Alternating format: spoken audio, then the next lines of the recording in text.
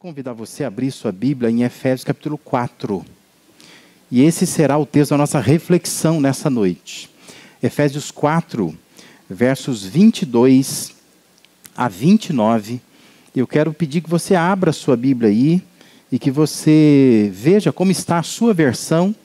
Eu vou ler aqui, como eu sempre faço, na versão da NVI, e nós vamos refletir nesse texto, um texto de Paulo, a carta chamada aos Efésios. Efésios 4, capítulo 4, versículos 22 a 29, o texto diz assim: quanto à antiga maneira de viver, vocês foram ensinados a despir-se do velho homem, que se corrompe por desejos enganosos, a serem renovados no modo de pensar e a revestir-se do novo homem, criado para ser semelhante a Deus em justiça e em santidade, provenientes da verdade.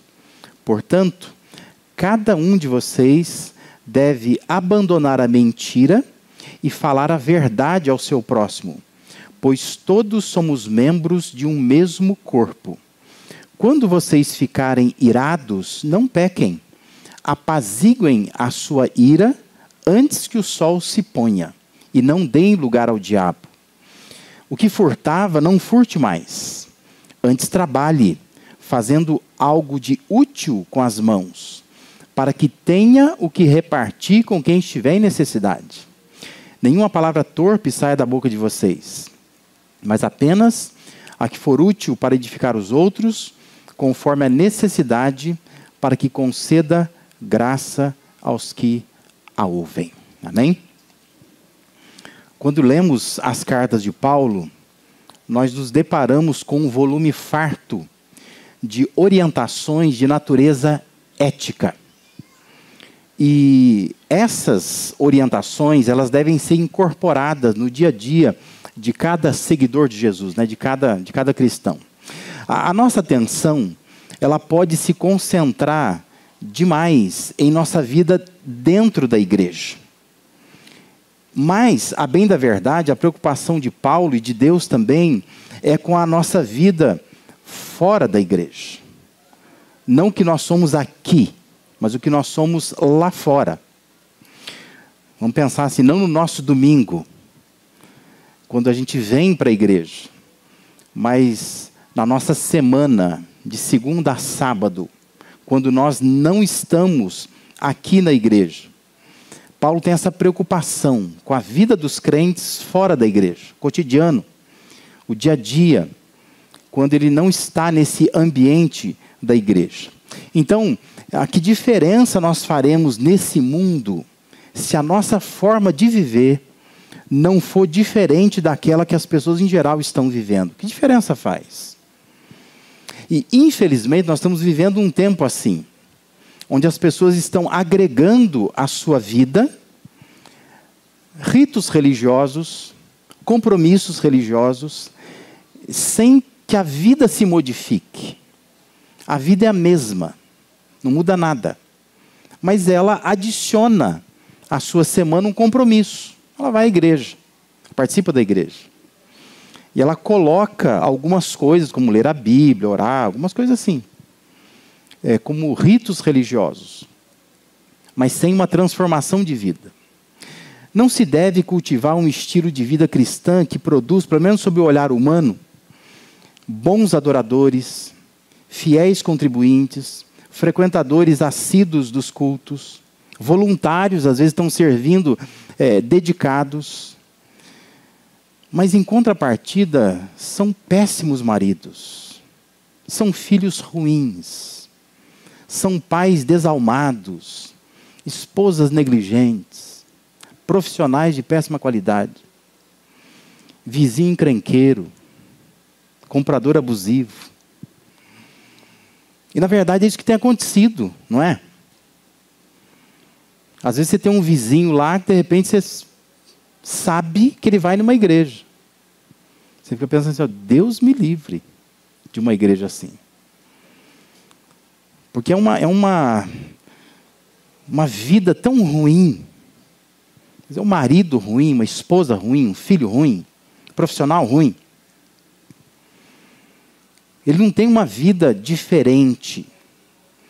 E Paulo, ao escrever a carta conhecida aí como aos Efésios, ele tinha uma preocupação em mente, que a prática dos crentes, ela precisa ser no nível, no patamar, na equivalência da posição que o crente tem. Então, se nós somos salvos por Cristo, nós estamos em Cristo, como Paulo diz em Efésios. Nós temos uma posição. E essa posição, essa patente, ela tem que ter uma influência na prática da pessoa. De modo que haverá uma equivalência entre a prática e a posição que a pessoa tem. Porque essa posição, ela exige mudança, ela exige transformação, exige rompimento. Mas exige também a adição de novos comportamentos. Aí Paulo, então, ele vai ilustrar essa transformação com o ato de troca de vestimentas. Eu suponho que você estava na sua casa hoje não com a roupa que você está aqui, né? Você estava com uma outra roupa de estar em casa. Aí, quando deu mais ou menos a hora que você planejou vir para cá, você resolveu trocar de roupa, não é isso? Você foi lá e botou uma outra vestimenta. Paulo está usando esse mesmo conceito. Ele está dizendo assim, é preciso se despir do que ele chama de velho homem. Tem que arrancar essa roupa. Porque ele diz que esse velho homem ele vai se corrompendo com desejos enganosos. E é preciso botar uma outra roupa. Ele fala assim, é preciso se revestir do novo homem. E esse novo homem, diz Paulo, criado para ser semelhante a Deus em justiça e em santidade provenientes da verdade. Então é uma troca, sabe? É o tira e põe. Tira roupa velha, põe uma roupa nova.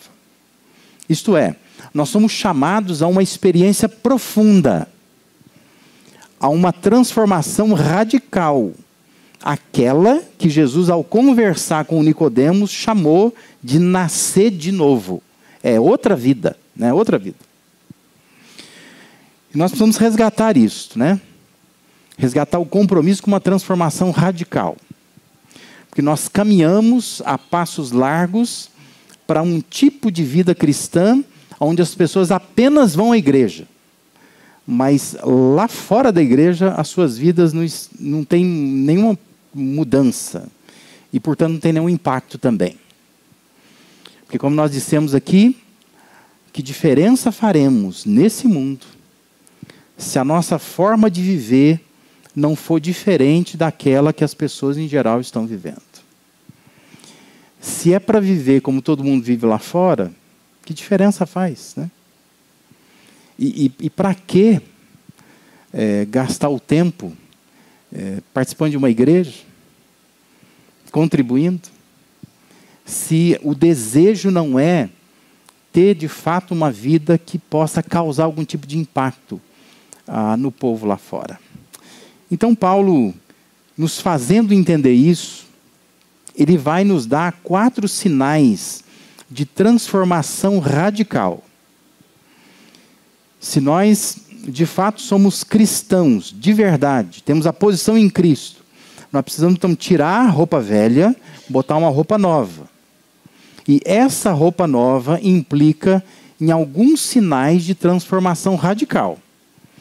E ele vai aqui nos deixar 4 sinais que indicam que, de fato, assim, houve uma troca, trocou de roupa. O primeiro sinal é prezar pela verdade. Crente de verdade, crente transformado, quem nasceu de novo, preza pela verdade. Verso 25, Paulo diz, portanto, cada um de vocês deve abandonar a mentira e falar a verdade ao seu próximo, pois todos somos membros de um mesmo corpo. Paulo está na mesma lógica do tira e põe, né? Então ele diz, nós precisamos substituir comportamentos antigos por condutas novas. Antigamente, mentir, coisa normal. Roupa adequada para aquela vida antiga. Uma vida nova agora em Cristo, nós precisamos botar uma roupa nova. Essa roupa nova é verdade. Nós prezamos pela verdade. Há tantas formas de mentir, não é? Nós podemos mentir ao contar fatos de que, de fato, não ocorreram. Isso é mentira. É mentira básica, né? Quando você começa a contar uma história que a história não aconteceu. Isso é mentira. Mas também a gente pode mentir quando a gente fala com uma pessoa de uma maneira e depois, para outra pessoa, você fala daquela pessoa não da maneira como você falou para ela. Isso é mentir também, não é? Falsidade.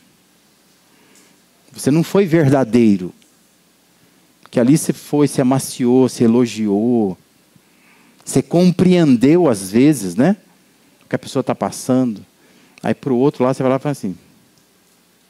Olha o que a pessoa está. Só que para ela você não falou isso. Por isso que às vezes é melhor ser honesto, verdadeiro, né? Fala com a pessoa o que você acha dela. Não fala para os outros o que você acha dela, né? Fale com ela o que você acha dela. Isso é ser verdadeiro. Nós podemos mentir usando justificativas para as falhas que não representam a verdade, né? Se tem gente que sabe da desculpa boa, é crente, né? Crente sabe da desculpa boa. Então assim, ele empurra, né? É aquela síndrome do Adão e da Eva. A culpa é sempre de alguém. Então toda falha da pessoa, ela acaba dando uma justificativa, empurrando a responsabilidade para alguém, porque ela não quer ser verdadeira. Dizer assim, não, na verdade, eu sou o problema, né? Eu estou com o problema. Sou eu o que falhei, eu que deixei de fazer, eu que me atrasei, eu que não contribuí. Mas é a tendência que nós temos de mentir, de não sermos verdadeiros.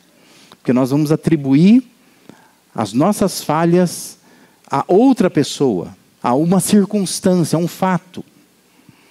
E nós vamos, com isso, faltar com a verdade. Um dos sinais que se esperava ver em um cristão que passou pelo processo de transformação radical é que ele fosse verdadeiro. Paulo está dizendo isso, é isso que se espera. Uma pessoa que tirou as roupas do homem velho e colocou roupas do homem novo, do novo homem, criado semelhante a Deus, ele tem que ser verdadeiro. Ele abandonou, ele deixou, ele se despiu da mentira. Ele vestiu agora as roupas da verdade. Por entender o dano que a mentira pode causar na vida de alguém. Eu fico na dúvida se nós compreendemos a profundidade que Paulo estava abordando aqui. Porque a nossa cultura brasileira é uma cultura da mentira, né? Nós gostamos de dar jeitinho em tudo, né? A gente fala. A gente vai mentindo aqui e ali, a gente falta com a verdade. E parece que isso não nos incomoda.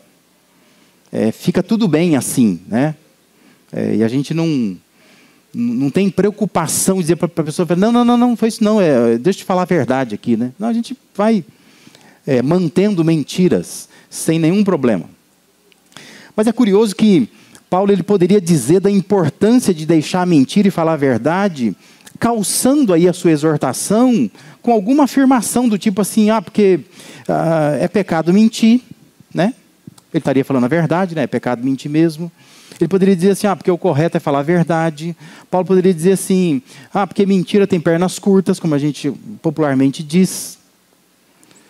Mas Paulo diz que nós precisamos deixar a mentira e falar a verdade com o nosso próximo.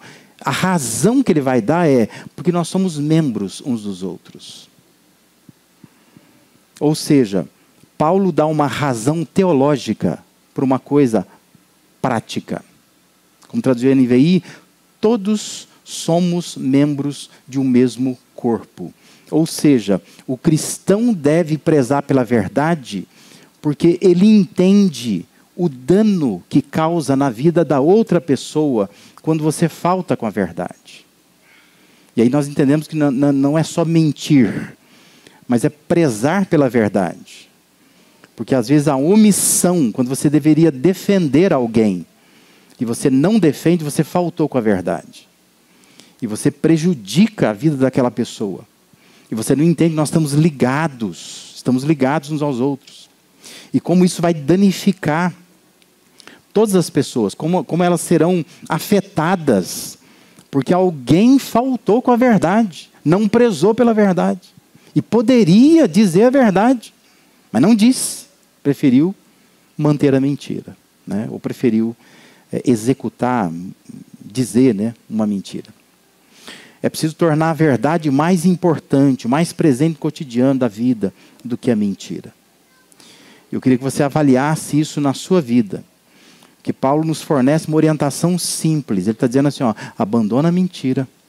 E no lugar da mentira, comece a falar a verdade. Comece a prezar pela verdade. E a razão é porque nós estamos ligados uns aos outros. A minha mentira afeta a pessoa. E eu não posso permitir que a falta da verdade possa afetar a vida de alguém. Há um outro sinal de transformação radical, é priorizar a paz. Veja que no versículo 26 e 27, ele diz assim, quando vocês ficarem irados, não pequem. Apaziguem a sua ira antes que o sol se ponha. E ele termina dizendo assim, e não deem lugar ao diabo.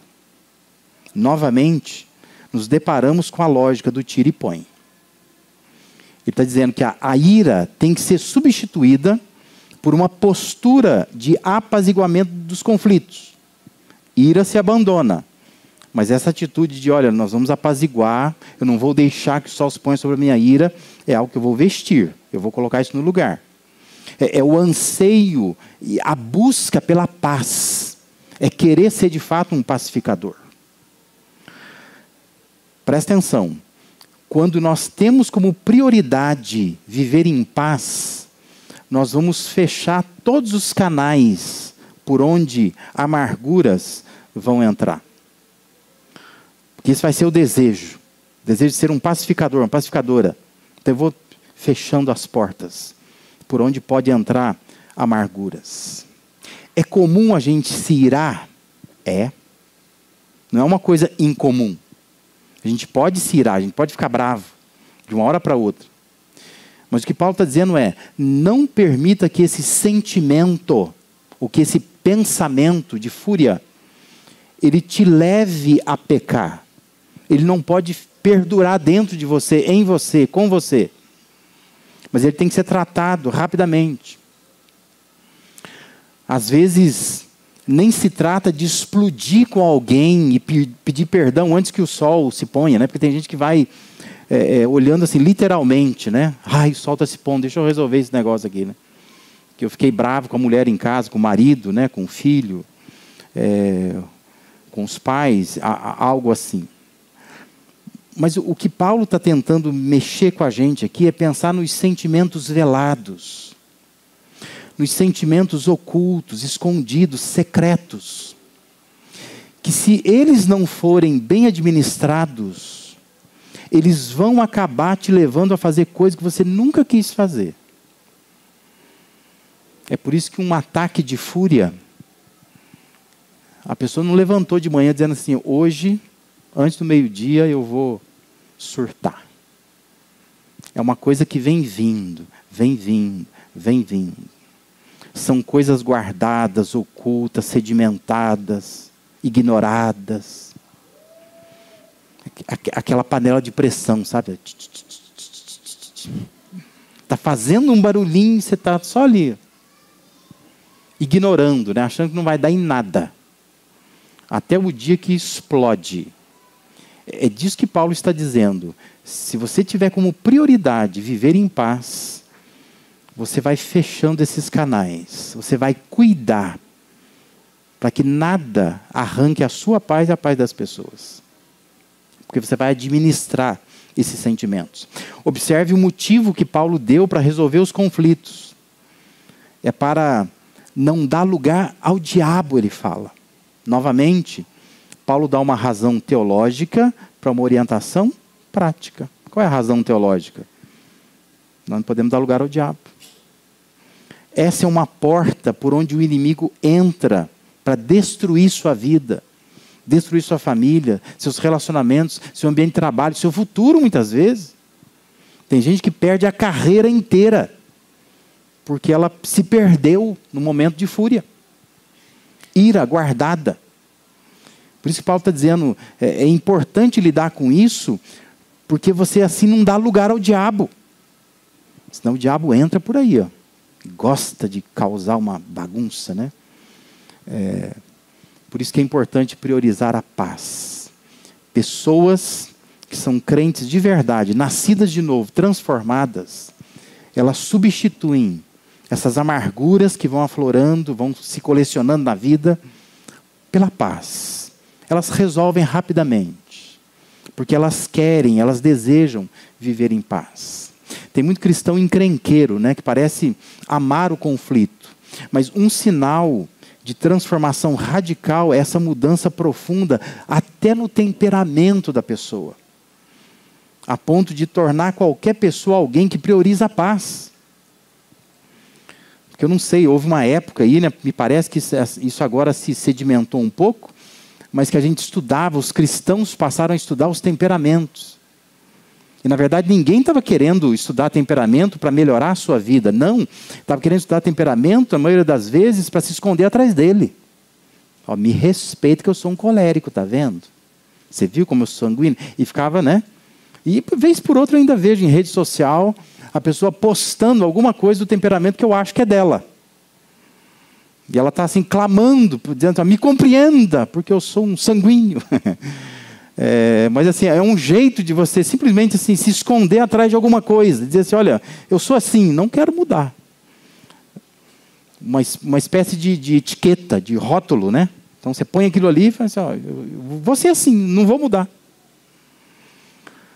Mas uma pessoa nascida de novo, transformada, não é aquela pessoa que, nossa, nesse ambiente de igreja, ela canta, ela chora, ela levanta a mão, ela se emociona, né? Ela contribui, ela coopera, ela serve, ela chega cedo, ela sai tarde. Tudo isso é maravilhoso, correto, espero que você faça. Mas se você fizer tudo isso, e lá fora, na sua semana, você é uma pessoa que só coleciona amarguras, que distribui rancores, que vive explodindo com as pessoas, que não tem paciência com ninguém, que não promove a paz onde está. É um grande problema, porque isso não é uma transformação radical. Deus está preocupado com a sua semana. E quando você tem uma semana transformada, o culto é diferente. Que são pessoas compromissadas com Deus, que estão prestando um culto a Deus. E não é simplesmente participar como se fosse de um teatro, né, onde eu venho, eu quero assistir alguma coisa e eu vou embora. Mas a minha vida não tem nada a ver com isso. Sua vida tem tudo a ver com isso, né? Igreja é a comunidade dos salvos, dos transformados, dos nascidos de novo, das pessoas que vieram de uma semana de luta, que tentaram viver de fato o Evangelho. Não vencem o tempo todo, não são santas o tempo todo, mas são pessoas que estão se esforçando dia a dia para arrancar aquela roupa antiga e botar uma roupa nova e tentar viver o Evangelho do jeito que Jesus nos ensinou, do jeito que Ele pregou.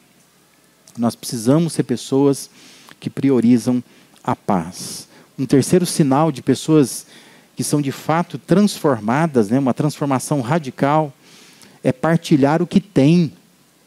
Observe lá, versículo 28.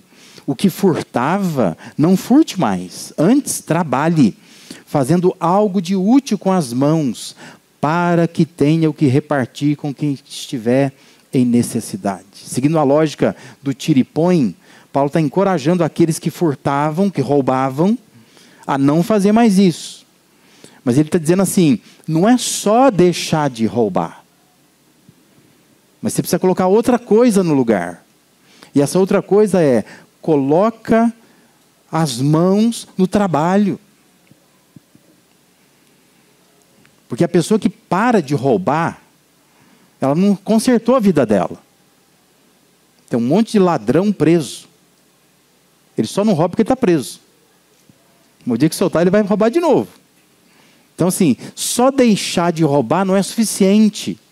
A pessoa mostra que ela mudou quando ela começa a trabalhar. Arruma um trabalho. Faz um trabalho com as suas próprias mãos. E por que não roubar? Tão somente por ser essa coisa mais certa a fazer? Seria lógico, né? Ou por que trabalhar? É só para ganhar dinheiro e não precisar roubar, né? Porque essa é a justificativa que nós vemos. Por que você está roubando? Porque não tem trabalho. Então, assim, a ideia é que nós precisamos trabalhar para ganhar dinheiro para não precisar roubar. Mas Paulo, novamente, dá uma razão teológica para uma orientação prática. Ele diz assim, ó, vocês devem trabalhar, não é só para não roubar, e não é só para se sustentar. Mas ele diz assim, é para que tenha o que repartir com quem estiver em necessidade. É provável que a maioria de nós que está aqui nunca pensa em trabalho desse jeito. Nunca. Você pensa em trabalho para pagar a conta.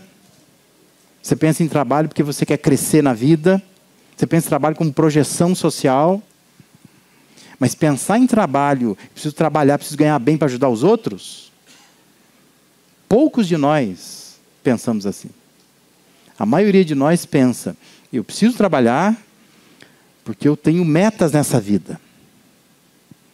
Eu ouço, né, pessoas dizendo assim, ó, antes de chegar nos 50, eu quero ter isso. A pessoa tem metas, ela está trabalhando para isso, se esforçando para isso. E não há nada de errado com isso. Mas a questão é que pessoas que são de fato transformadas pelo Evangelho, elas têm um coração um pouco diferente. Porque elas não conseguem se contentar em apenas trabalhar e se enriquecer. Mas elas começam a olhar para as pessoas que têm necessidade. E elas querem ajudar a pessoa que está em necessidade. Não se trata apenas de não praticar um pecado, né, que claramente é exposto na lei de Moisés, né, que é não roubar, não furtar.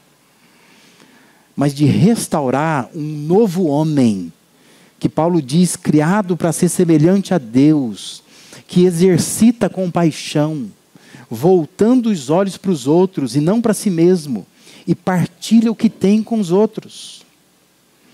Um dos grandes fenômenos ocorridos na igreja primitiva, naqueles relatos, né, registrados lá no livro de Atos, é que houve uma disposição de repartir. Se você ler Atos, vai dizer que nenhum necessitado havia entre eles. Ninguém estava trabalhando pensando em só se enriquecer.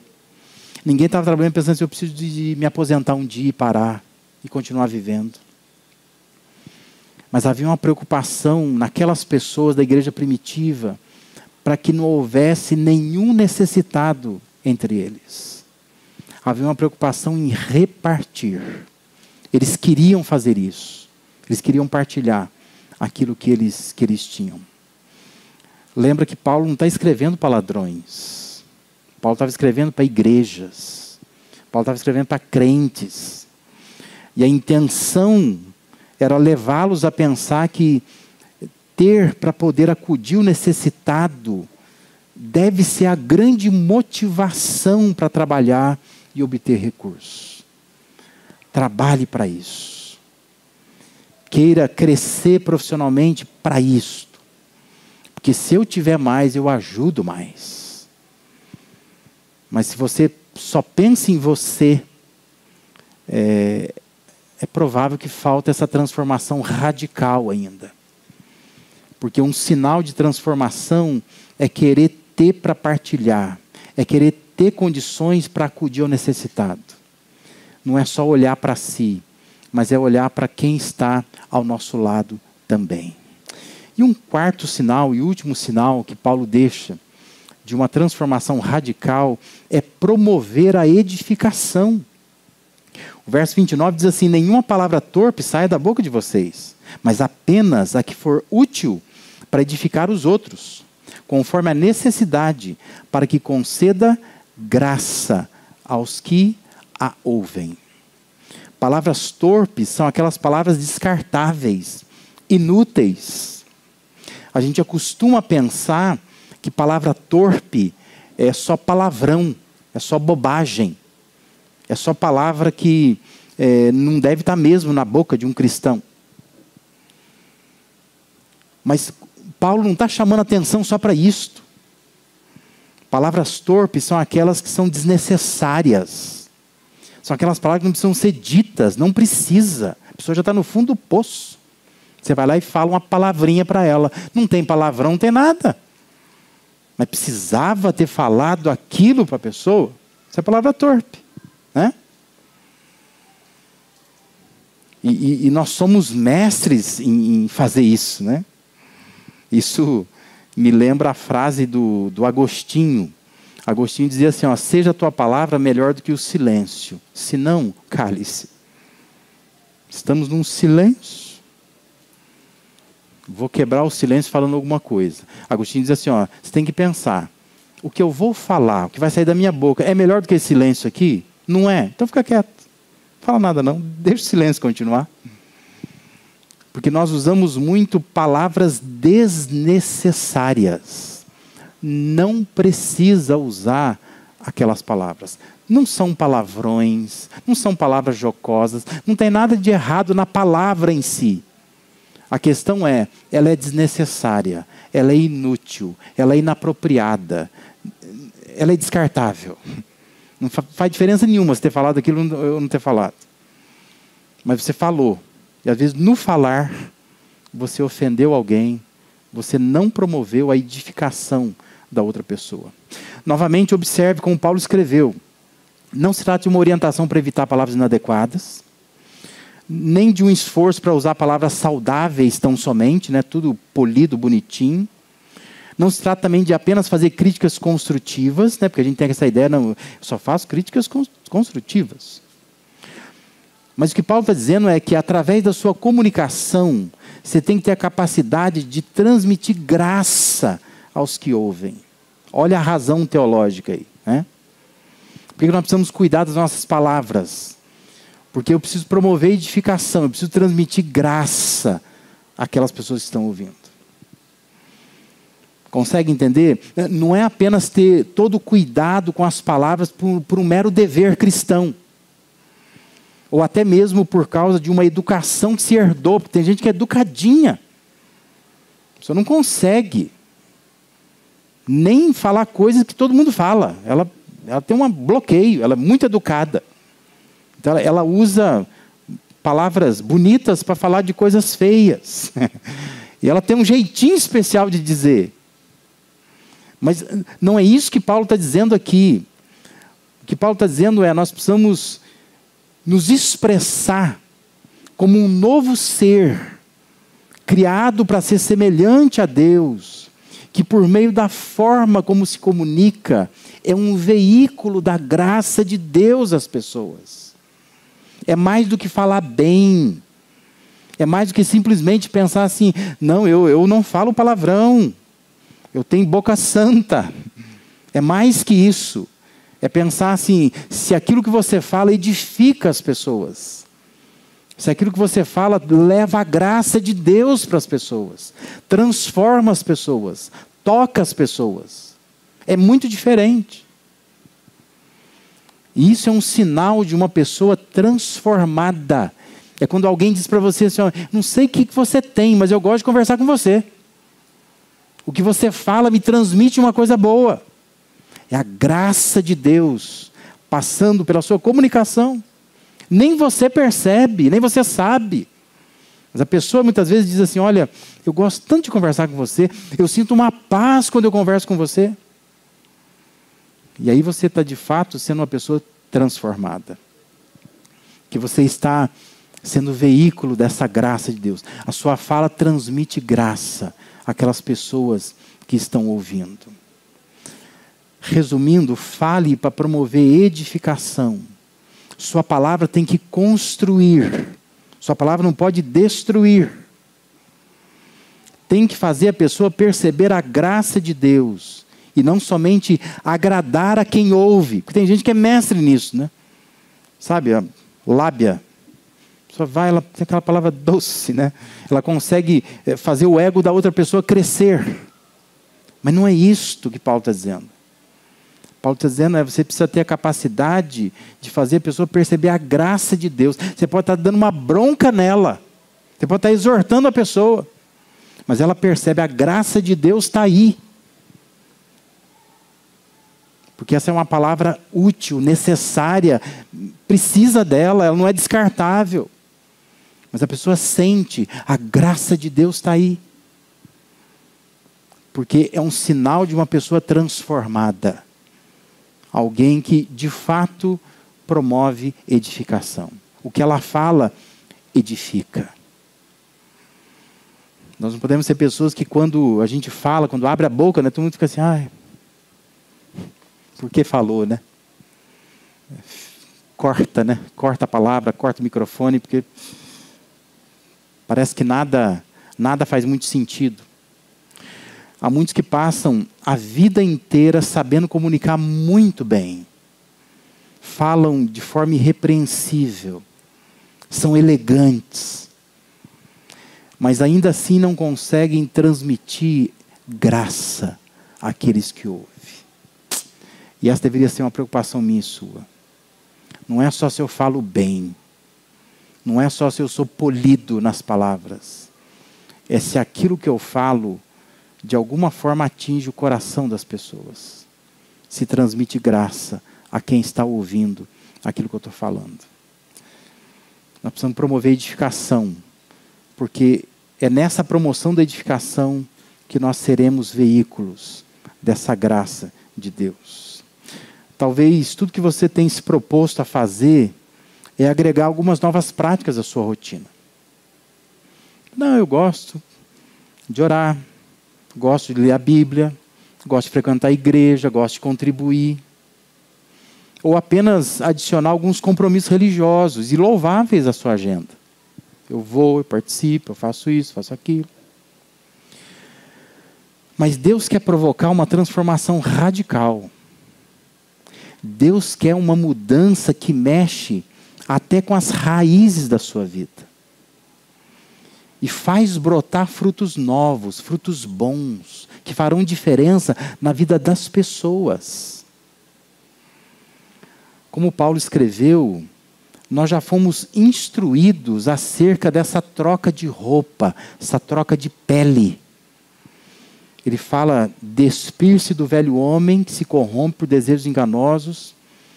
Nós já fomos instruídos, ele fala, a sermos renovados no nosso modo de pensar.